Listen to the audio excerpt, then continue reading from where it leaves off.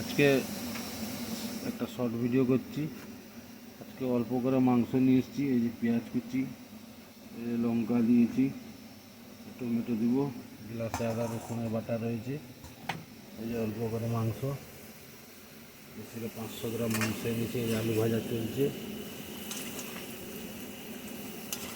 আলুগুলোকে ভাজা হয়ে যাচ্ছে, এগুলোকে তুলে দেবো।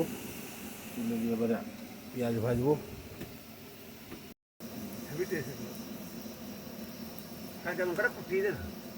না, এই পেঁয়াজটা ভাজা হচ্ছে। হ্যাঁ হ্যাঁ, পেঁয়াজ ভাজা চলছে। আদা রসুনের ভাজা বাটাটা দিব।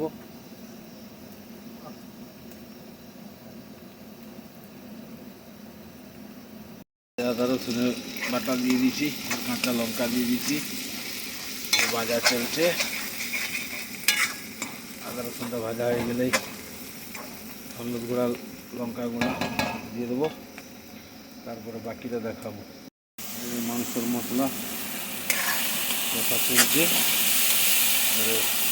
কষা হয়ে গেলে টমেটোটা দিয়ে দেবো কুচি কুচি করে। তারপর কীভাবে কালারটা হচ্ছে, রান্না পদ্ধতিটা ভাবছি করতে না, আপনাদের লাইক কমেন্ট করে জানাবে। তাই চিকেন দেবো, আলু ভাজা আছে, আলু দিয়ে দেবো, বাকিটা আপনাদের ভিডিও খাবার করে জানাবো।